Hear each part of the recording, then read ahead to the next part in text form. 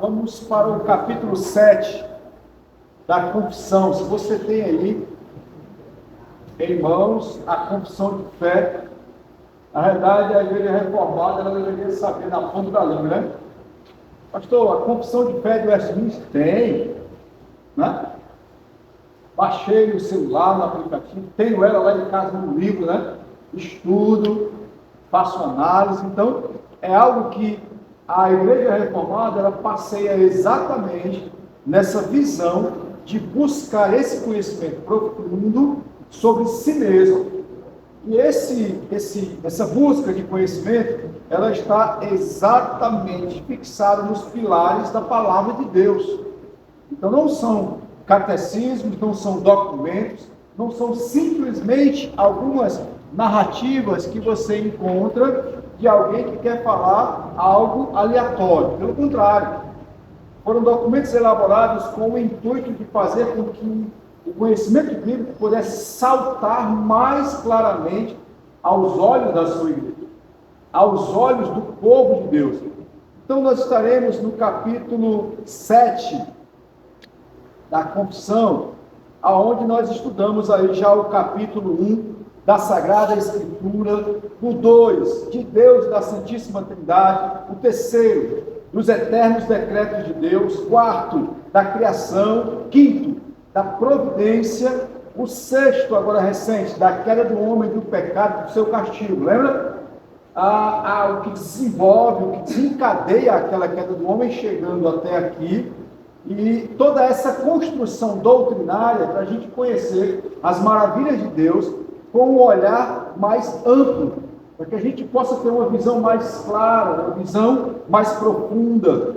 E em alguns momentos, até mesmo na simplicidade de conhecer isso, nós conseguimos ser um pouco mais profundos ao invés de ser superficiais, ok? Não somente ficando aí numa leitura sem observar aquilo que o Senhor deseja. No capítulo 7 nós temos 6 sessões. Então eu quero ler as 6 sessões para a gente não perder nada de cada ponto. Eu vou usando alguns textos das sessões para a gente embasar o que está dizendo em cada sessão, tá bom? Capítulo 7.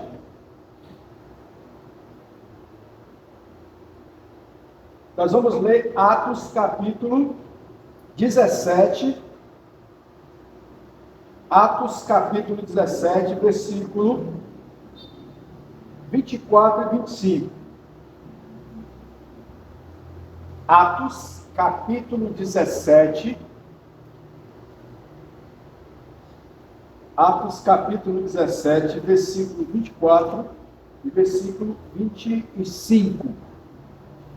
E aí, cada sessão, a gente vai discorrendo sobre a afirmativa e os textos que vão corroborar, né? Vão contribuir para a fundamentação de cada um deles.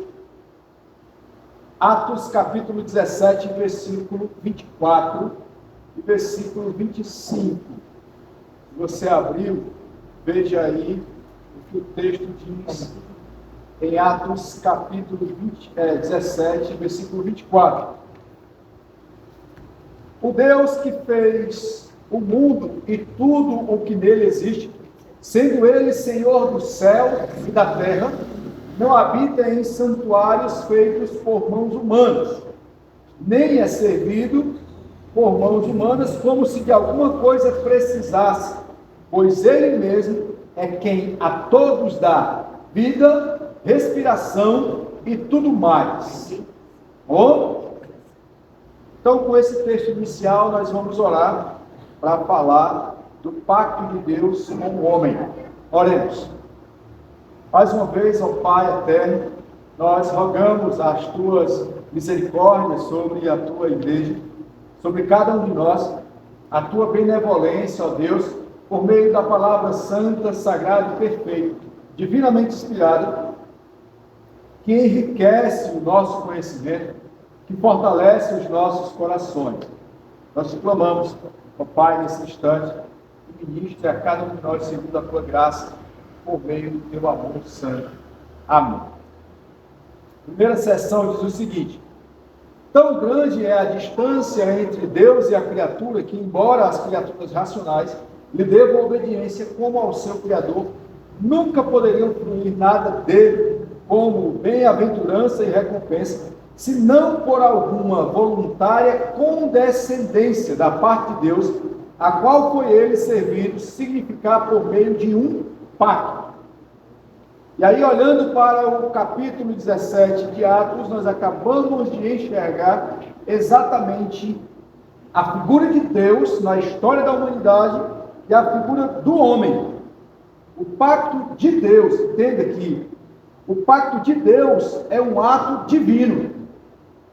Porque o pacto do homem com Deus, na sua maioria, nunca caminhou. Pelo contrário, quando você faz uma promessa para Deus, o que muitas vezes acontece no decorrer dessa promessa, ela caminha tortuosa e ela se quebra. A aliança que Deus faz com o homem, ela nunca consegue ser completa. Já perceberam? Nunca consegue. Por causa da pecaminosidade que há em cada um de nós.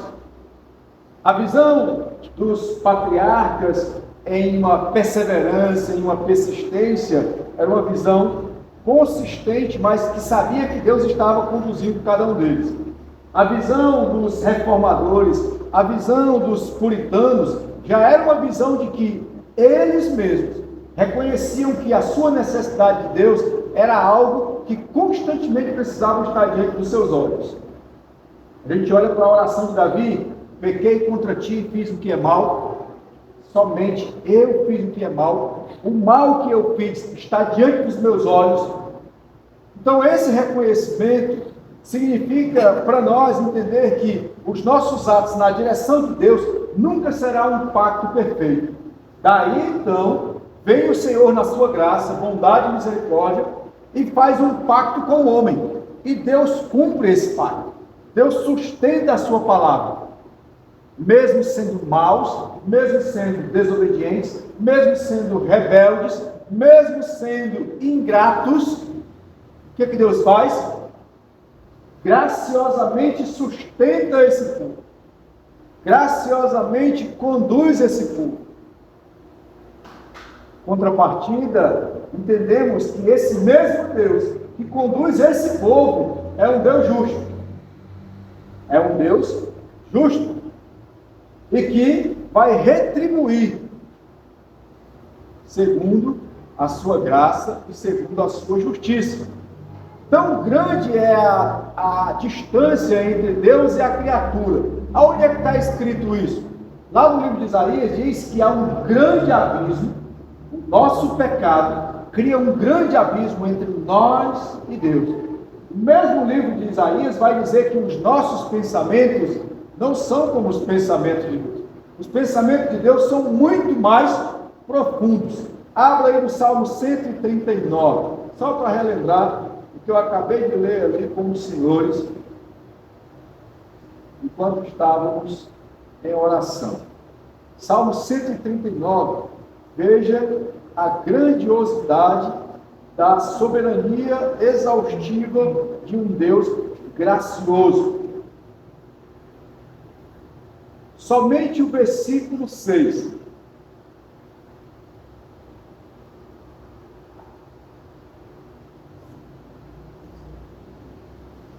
Para dar ênfase a essa grandiosidade de Deus. Versículo 6 do Salmo 139. Tal conhecimento é maravilhoso demais para mim. É sobremodo elevado. Eu não posso atingir. Você entendeu aí? Os requisitos do homem em agradar a Deus estão em um nível altíssimo. Outro exemplo, Êxodo capítulo 20, o versículo 4, é o início lá da narração de onde se apresentam os mandamentos, o decálogo, né? Os 10 mandamentos.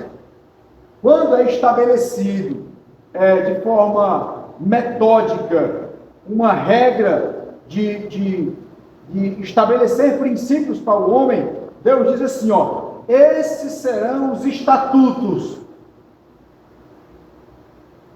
Entendeu?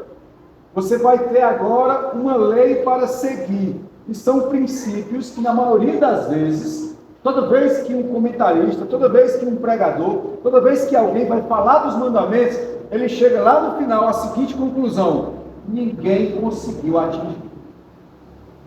Ninguém chegou à meta ideal. Tão grande é a distância entre Deus e a criatura. Essas criaturas deveriam andar em obediência, diz a primeira seção. Essas criaturas deveriam olhar para o Criador. Essas criaturas deveriam viver a bem-aventurança e a recompensa de uma graça dada por Deus. Olha só, a série de coisas que estão inseridas também, da mesma forma, lá no Salmo 103. Bendize a minha alma. Ou seja, a minha alma, o meu ser, diga para Deus o seguinte: obrigado, Senhor, por tudo que aconteceu comigo, por tudo que o Senhor já fez, e eu não quero me esquecer nunca de toda a bondade do Senhor para comigo. É o que o verso 1 do Salmo 103 vai dizer. Mas a distância desse ato de pacto de Deus com a criatura é tão grande que ele diz: cadê o ato voluntário de vocês? Não teve. Cadê o desejo de pagar o preço por amar a Deus? Não teve. Diga-se de passagem, as pessoas que caminhavam para Canaã, lembra? Pelo contrário, o Senhor vai dizer lá no Salmo: não sejam como foram os seus pais, desobedientes, murmuradores, dos quais o Senhor disse: não entrarão no meu descanso. Então, o pacto de Deus aqui, o pacto de Deus com o homem, é uma graça extraordinária. Aquele que é soberano, glorioso, que não é servido por mãos humanas. É como se Lucas estivesse dizendo aqui, na realidade, falando de Deus maravilhoso, que fez tudo que existe, sendo Ele Senhor dos céus e da terra, que não habita em santuários que poderiam diminuir a sua glória. Ele é o Criador. É como se Ele dissesse: vocês precisam entender que quem sou eu? O pacto que eu fiz com vocês é para que vocês entendam que eu sou muito, mas muito mais além do que o que vocês conseguem imaginar. E aí está a grande diferença. Nós não conseguimos mensurar isso, como diz o salmista. É grande demais para mim. Aí agora o ponto negativo da parte do homem para com Deus é que, por não conhecer, não entender esse pacto de graça, de soberania, de glória, ele começa a criar um Deus pequeno e coloca dentro de uma caixa do seu mundo, do seu jeito. Deus, do meu jeito de ser. Um Deus que me agrada, um Deus que cabe nas minhas exigências, um Deus que cabe dentro do meu jeito de ser, não do jeito dele. Vamos então para a segunda sessão. O primeiro pacto feito com o homem era um pacto de obras. Desse pacto foi a vida prometida a Adão, e nele a sua posteridade sob condição de perfeita obediência pessoal. Olha só o último aspecto da segunda sessão. Havia uma condição de perfeita obediência pessoal. Você está vendo a ruptura do meu pacto com Deus aqui? A minha condição de obediência pessoal, particular com Deus, ela é fiel? Eu cumpro essa obediência? Na maioria das vezes não, né? Essa é a parte pior, né? Abra então em Romanos capítulo 5. Romanos que todo mundo já sabe, mais do que qualquer outra pessoa, porque estão estudando Romanos, sabe tudo sobre Romanos, entende completamente.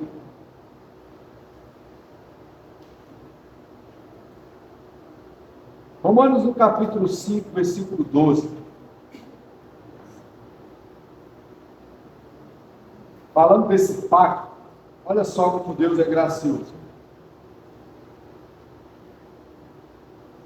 Portanto, assim como por um só homem entrou o pecado no mundo e pelo pecado a morte, assim também a morte passou a todos os homens, porque todos pecaram. Olha a quebra do meu pacto aí, ó.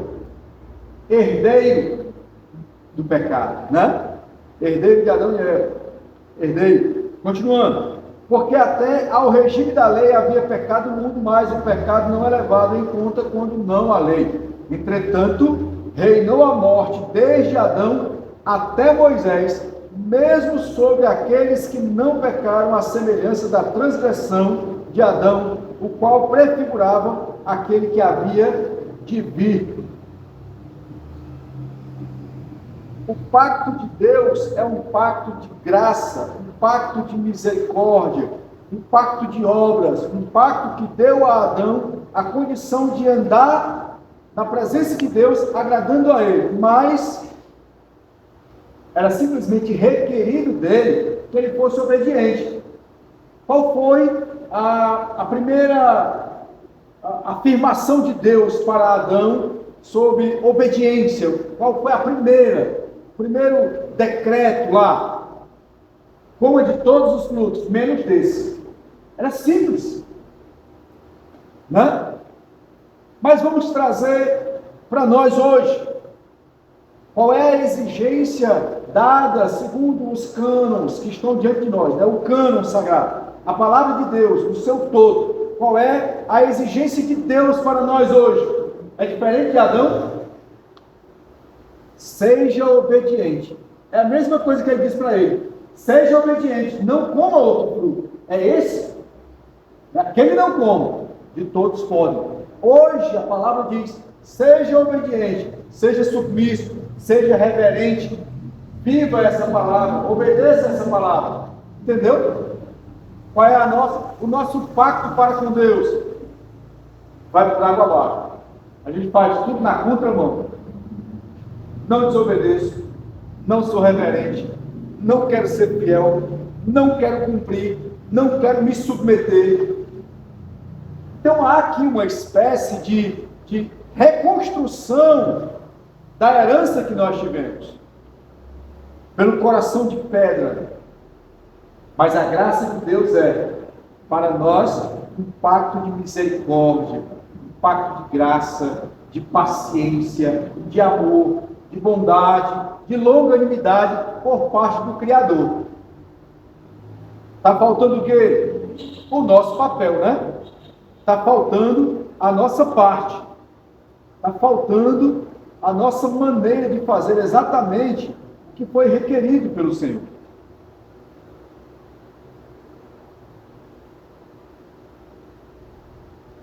Olha só, em Gálatas capítulo 3 diz o seguinte: ora, a lei não procede da fé, mas aquele que observar os seus preceitos, por eles viverá. A lei aqui é o quê? É a palavra, é o ensino, é o decreto de Deus. Mas aquele que observa os princípios da lei, saberá caminhar em obediência.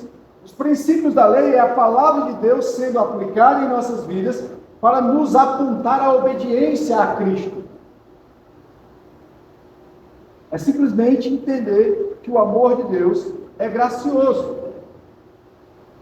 Essa é a segunda sessão, dizendo que o Senhor fez um pacto com esse homem, justamente porque ele queria olhar para o coração desse homem, sonda, como o Salmo 109 diz, sonda esse coração, sabe que antes que a palavra chegue na sua boca, ele já tem conhecimento, antes que os seus atos aconteçam, ele já tem conhecimento.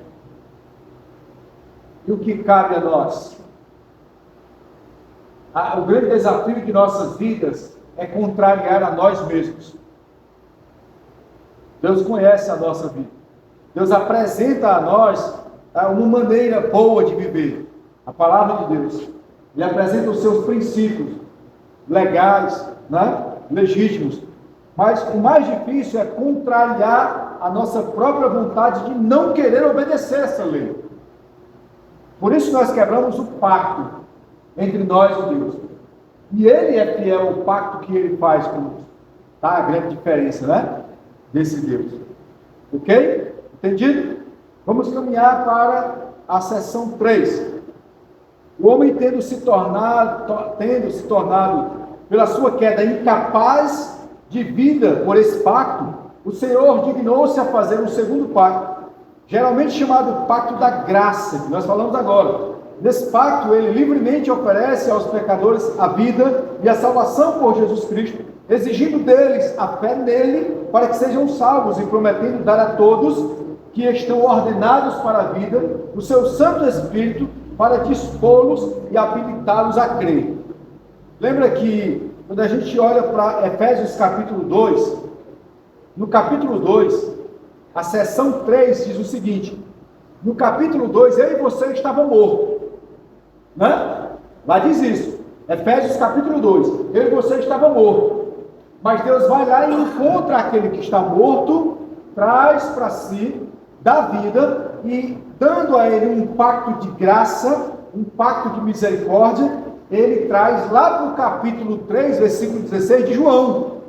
Ele pega o único filho, o filho unigênito, e ele morre, para que aquele que crê nele agora, não morra eternamente. Entende? Mas essa já foi uma promessa feita lá em Gênesis 3,15.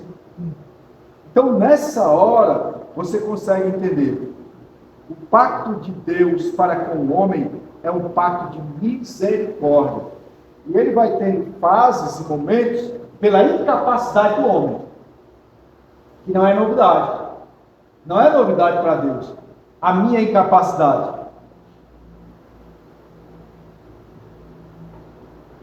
Eu poderia fazer mais para Deus. Poderia me esforçar mais. Mas sabe qual é o problema em mim? É que eu olho para mim e vejo muito mais a mim do que a Deus.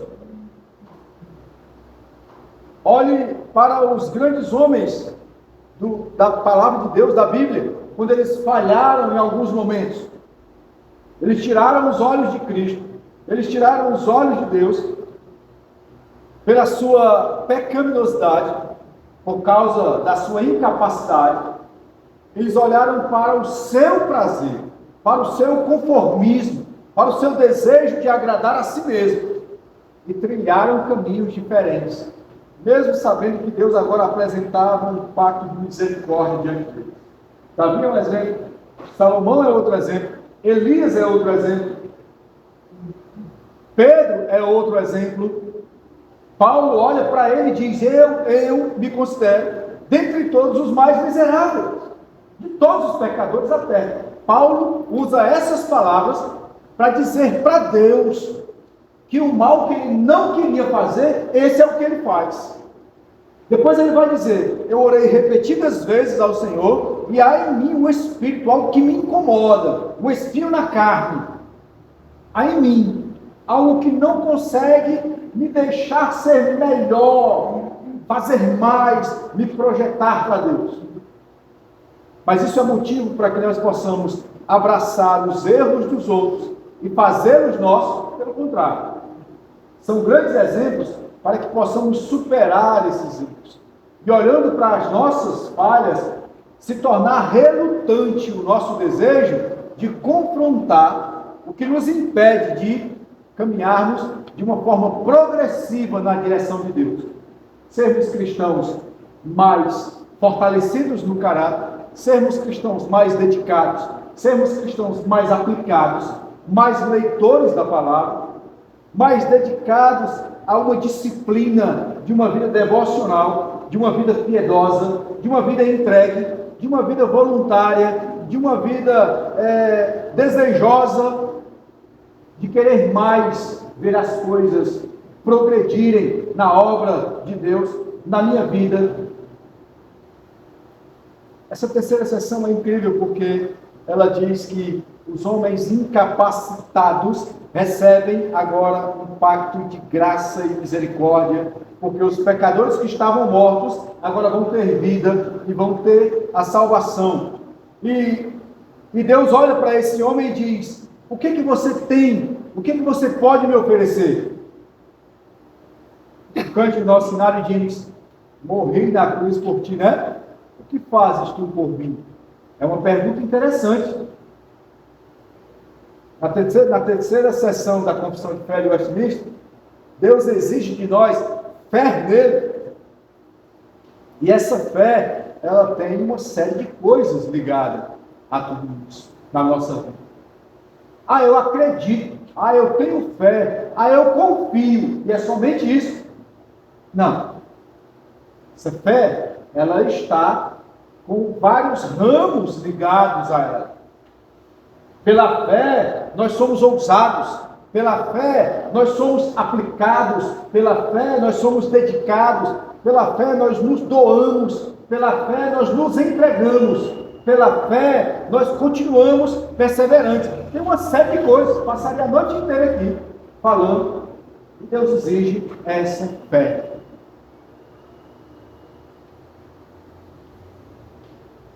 E nele, e é por causa dele, e é a glória dada a Cristo, que mesmo essa fé que está sendo ativa em nós, ela é providência dele colocada em nós. Interessante, né?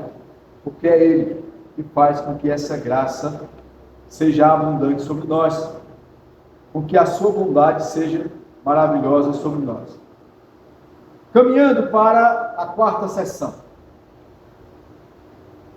Este pacto da graça é frequentemente apresentado nas Escrituras pelo nome de testamento, em referência à morte de Cristo, o testador, e a perdurável herança com tudo o que lhe pertence, legada neste pacto. Você consegue entender aqui o seguinte, abra aí,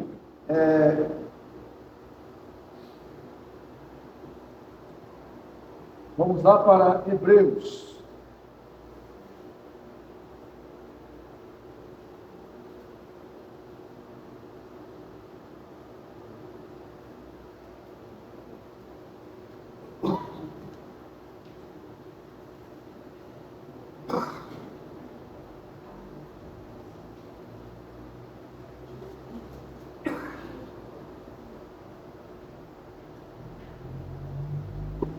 Hebreus capítulo 9, versículo 15, 16, 17. Hebreus capítulo 9, 15, do 15 ao 17. Por isso mesmo, ele é o mediador da nova aliança, a fim de que, intervindo a morte, para a remissão das transgressões que havia sobre a primeira aliança, recebam a promessa da eterna herança àqueles que têm sido chamados. Olha aí, olha só a doutrina da predestinação, né? Aos que foram chamados, somente os predestinados são chamados. Porque onde há testamento, é necessário que intervenha a morte do testador. Pois o testamento só é confirmado no caso de morte, visto que de maneira nenhuma tem força de lei enquanto vive o testador. Incrível que esse pacto da graça apresentado aqui a nós como o testamento daquele que foi morto para que nós pudéssemos usufruir agora da herança, é que nos faz entender que há um legado. Cristo morre e nos deixa tudo o que ele ensinou, tudo que ele proporcionou no colegiado apostólico, 12 homens que receberam instruções no período de 3 anos e meio, viveram coisas incríveis que o mundo ainda hoje fica assombrado, e ele diz para você, aqui está o legado, para que vocês abracem, amem e dê uma continuidade a isso. Como é gracioso o pacto de Deus com os pecadores. Como é bondoso. E a parte mais triste é como é deplorável o nosso trato pactual com o nosso Deus. Deus tem um pacto com o seu povo. O Deus do pacto, o Deus da aliança, ele é fiel. Não é homem para que minta, nem filho do homem para que se arrependa. Mas ele é fiel ao seu pacto. Ele é fiel à sua aliança. Mas a minha aliança com ele, o meu pacto com ele, é toda hora quebrado. É toda hora transformado em migalhas. Quando eu viro as costas. quando eu torno desnecessário a minha participação e a minha atuação nesse pacto. E ele disse: é exigido de nós a fidelidade, a fé, o cumprimento, a confiança, a legitimidade. É exigido de nós que sejamos assíduos, que sejamos respeitosos com tudo que ele fez. É incrível como Deus é paciente, é gracioso e é misericordioso. É incrível. Continuando, quinta sessão. Este pacto no tempo da lei não foi administrado como no tempo do Evangelho sobre a lei, foi administrado por promessas, profecias, sacrifícios, pela circuncisão, pelo Cordeiro Pascual e outros tipos de ordenanças dadas ao povo de Deus, prefigurando tudo que Cristo havia de vir, porque por aquele tempo essas coisas, pela operação do Espírito Santo, foram suficientes, eficazes para instruir e edificar os eleitos na fé do Messias, prometido por quem tinha plena remissão dos pecados e a vida eterna. Essa dispensação chama-se o Velho Testamento. Então, aqui é incrível que no capítulo 5 ele vai dizer que havia uma figura lá atrás, que eu e você agora vimos o cumprimento dela em Cristo, e que foi difícil para os nossos primeiros pais, mas para nós se tornou claro. Temos em mãos o Evangelho. O que você faz com esse Evangelho? Torna ele desnecessário, já que o Evangelho deixa bem claro o que eles não conseguiam ver, e agora nós entendemos, à luz do esclarecimento. Será que nós não amamos esse Evangelho de uma forma tão maravilhosa, a ponto de pagar o preço necessário por ele? Olha só o que diz João capítulo 8, versículo 36. Será que nós não queremos amar esse Evangelho como aqueles que morreram por Cristo, mesmo sem entender, de certa forma, e com a clareza que nós temos? Será que hoje o Evangelho para nós tem menos importância?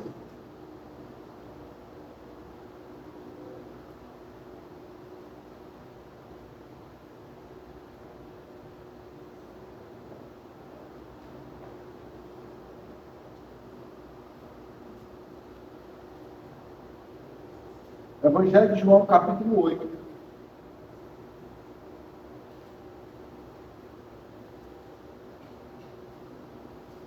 Versículo 36. Ora, se havia um pacto, se havia uma promessa do Salvador, do Redentor, do Messias, uma remissão dos pecados que era dado a nós, e você estava morto e recebeu graça, só para enfatizar esse ato misericordioso. Estamos quase encerrando. Olha o que diz o versículo 36 do capítulo 8. Se, pois, o Filho vos libertar, verdadeiramente sereis livres. Ora, se hoje eu sou livre do pecado que me aprisionava, se Deus fez um pacto todo gracioso, misericordioso, naquele que estava condenado à morte eterna, e hoje eu tenho liberdade, o que me impede de amar e servir a Deus de uma forma intensa e profunda? O que me impede de viver na presença de Deus de uma forma agradecida? Por que então eu abraço a ingratidão? Por que então eu abraço o sentimento egoísta e primeiro vem a mim e depois Deus em último lugar? É não entender o pacto de Deus. É não amar esse Deus pactual em nossas vidas. É não entender que a conversão é uma quebra do velho homem para um outro ser. E esse outro ser que nasceu, uma nova criatura, como diz Paulo, já não vivo mais eu, mas Cristo vive em mim. Já não vivo mais para mim, mas vivo para Cristo. Os os projetos, os objetivos, as prioridades não são minhas. A prioridade agora na minha vida é Cristo. Você foi livre, você agora é liberto, exatamente para viver para a glória do Senhor, para amá-lo. Você agora é mordomo de Cristo. Lembra a pregação agora de domingo? Nós somos chamados para viver em gratidão e administrando em bondade e misericórdia de Deus para conosco, tudo que pertence a Ele.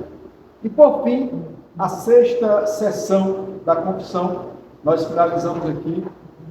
Vamos ler, diz: sobre o Evangelho, quando foi manifestado Cristo, a substância, as ordenanças pelas quais este pacto é dispensado são a pregação da palavra, a administração dos sacramentos, do batismo e da ceia do Senhor. Por estas ordenanças, postos que poucos em números administrados, com maior simplicidade, menor glória externa, o pacto é manifestado com maior plenitude, evidencia a eficácia espiritual a todas as nações, aos judeus, bem como aos gentios.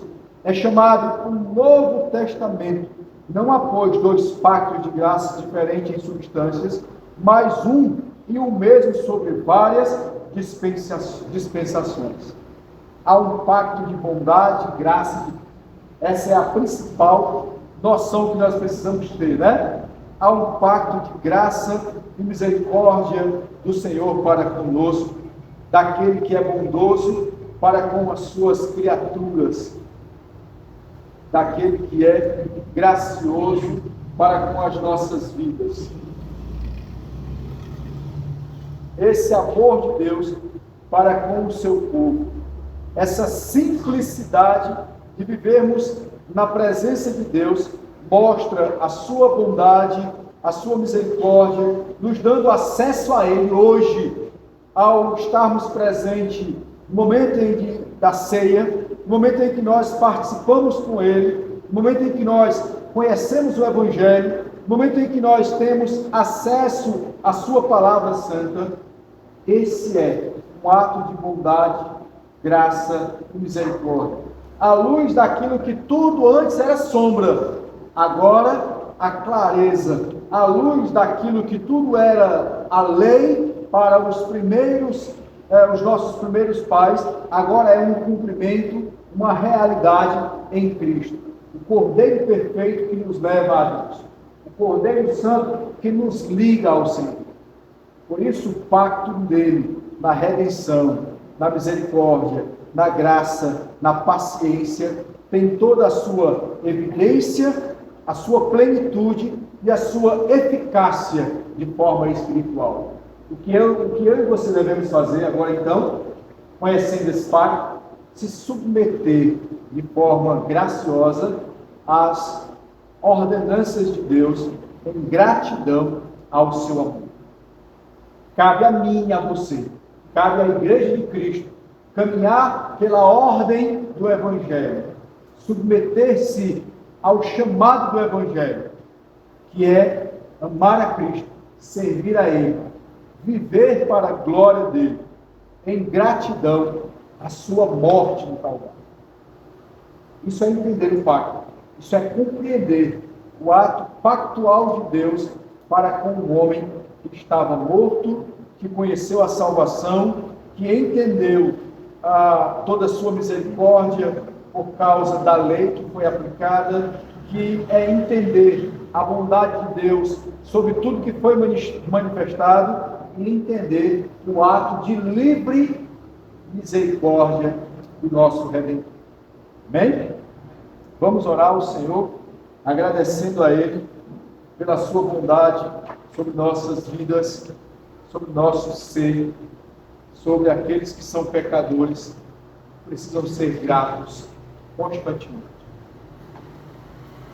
Rendemos ao Senhor toda glória devida ao seu nome, ó Pai eterno.